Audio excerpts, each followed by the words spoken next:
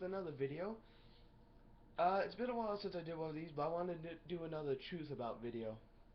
Now this one's about religion. Don't think the wrong way. Every time I see a truth about religion video, it's usually about, oh, this guy's obviously an atheist, or oh, he's gonna say something bad about any religion other than his. In actuality, I'm actually going to talk about the actual truth of religion, the evidence. Which religion is it, or is there not a God? There is. Don't get me wrong. Now I know you probably, if you're an atheist, you're going to say like, oh, this guy's just bull crapping. He's gonna say, oh, there is a God. Well, what about the scientific evidence of against God? You have the Big Bang Theory. You have a theorem of two anti-forces colliding and causing a nuclear explosion, and that's what created life. And that's my lamest term to the Big Bang Theory. Atheists often tend to do it a lamest terms of Christianity. Oh, some guy with a beard and sitting on a cloud watches everything. Okay, here's my terms of Christianity.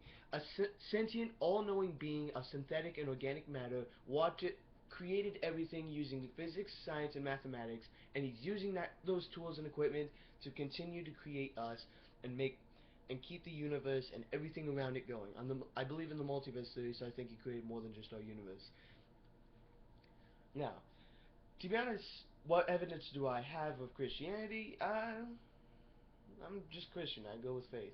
But nonetheless, there's more scientific evidence of God. For instance, listen to the rules of matter. You cannot create or destroy matter. I'm assuming nothing existed before our universe, hence everything. Second, if if something were to exist, it would have to emit from something else. It can't go into an infinite loop line and you saying whatever. Second, time Second evidence. Time is the measurement of change. Into the whole Bible and all the stories of God, even in like any recreation, God has never changed. Since God is infinite and always has been, that would have to, if he were to change, that would have to imply he was something at one point different.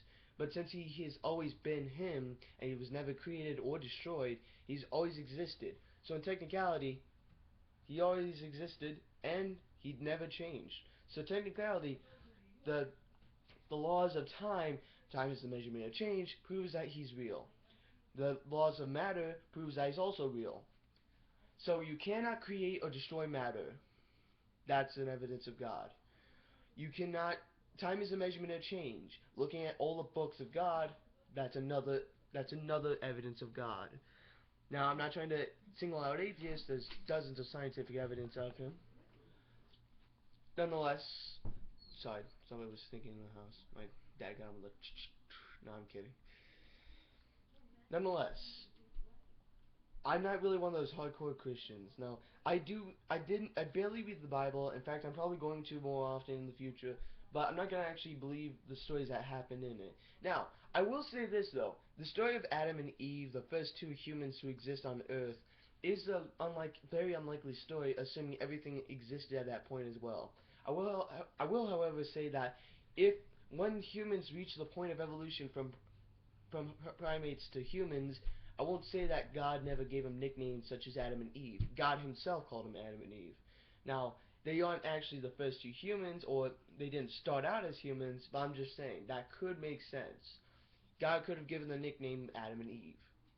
Could be.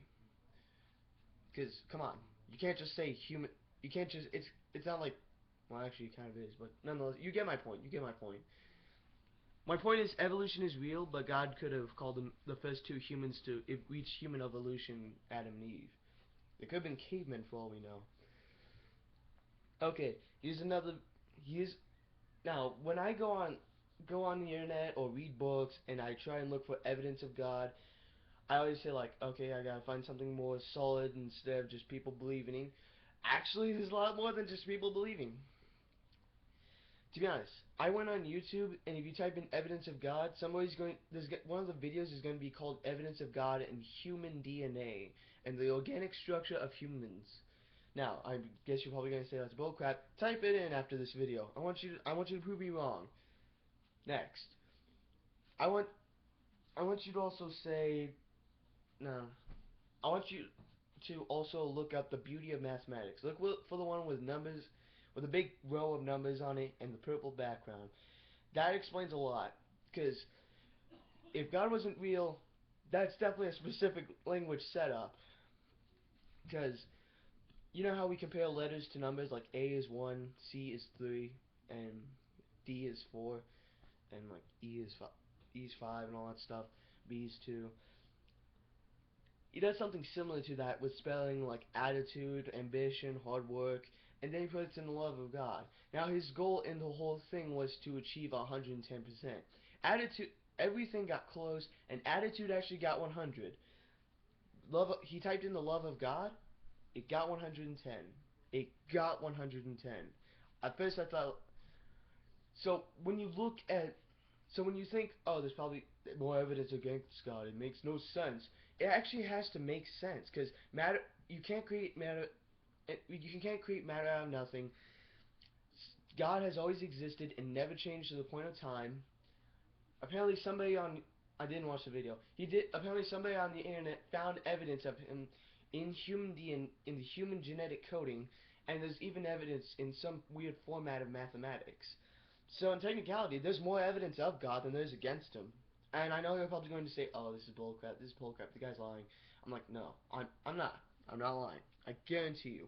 Besides, it actually has to make sense in order for there to be a God. You can't just assume that we're just a cluster of life. Considering the fact that magma and pure lava took over the planet, you can't just say something lives through that. You can't say something existed off of that. Considering the fact that the Earth was pure magma and lava would have to be like say to say the Earth was pure magma and lava and say nothing started from that without help of anything that knew what to do. It's like saying I'm going to snap my fingers and the sandwich is going to appear in my hand. No sandwich, so I guess nothing could exist from lava and magma. The only thing that could exist is rock and phosphorus. So and therefore, there's more evidence of God. Now, I'm not trying to single out and make you feel bad. I don't know which religion is true, to be honest. But I'm assuming it's up to you. You could be agnostic, you could be Jewish, you could be atheist, you could be Christian, you could be Mormon, you could be any of that. Well, maybe not atheist, considering the fact that I just presented you a bunch of evidence of God. To be honest, I I think atheists are cool for believing in stuff, but most of the atheists I meet try to convert me out of Christianity and make me feel like, oh, there is no God. I'm like, wow, you're so depressing. Not you, though. Hopefully you as an atheist is cool. But nonetheless, believe in whatever you want to believe in. I'm just saying, those are the evidence of God. I'm not trying to single anyone out. And just again, evidence of God right there. Mathematics, science, physics, biology, all that evidence right there. You can look up the videos, and you can even check it out.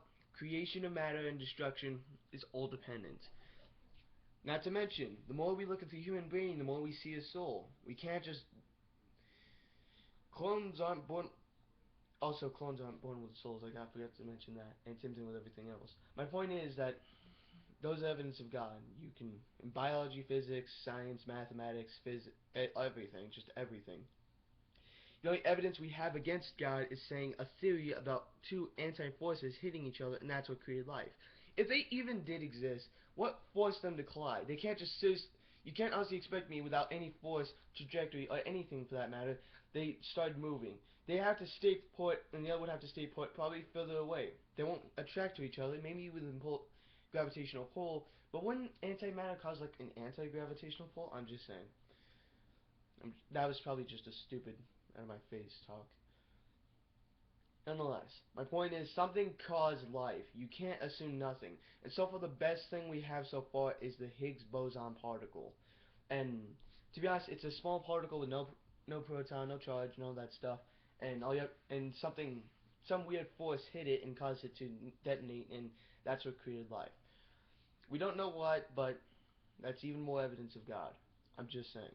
I'm not trying to say Christianity is the only way. I'm just saying, like, guess what? There is a God, and He is real, and He loves you. Also, I actually have a theory on the meaning of life. My theory on the meaning of life is we're all test subjects of some weird format of experiment. Don't get me wrong, it's not like, oh, we're all being tested and we're all being experimented, God's making fun of us. No, He's not. He's actually... God doesn't like kiss-ups. If you were to know that there's an omnipotent deity that knows and is everything, and He will punish you for all of eternity for it, would you commit that act? No, He wants you to commit the good act out of the love of your heart, not to be afraid of him. So the reason why he remains secluded is because he wants you to do the good thing out of your heart. He loves you for you, and he wants you to be you. The reason why he remains hidden and created life with such mortal and short lives is because it's a short test to say, you are human. You can do whatever you want. You are alien. You are organic. You are synthetic. You do whatever you want till it reaches a point of death. Then I will determine your fate. That's God. We're a test of morality, not a test of science or physics. We're a test of morality to see the good in us. There, evidence of God.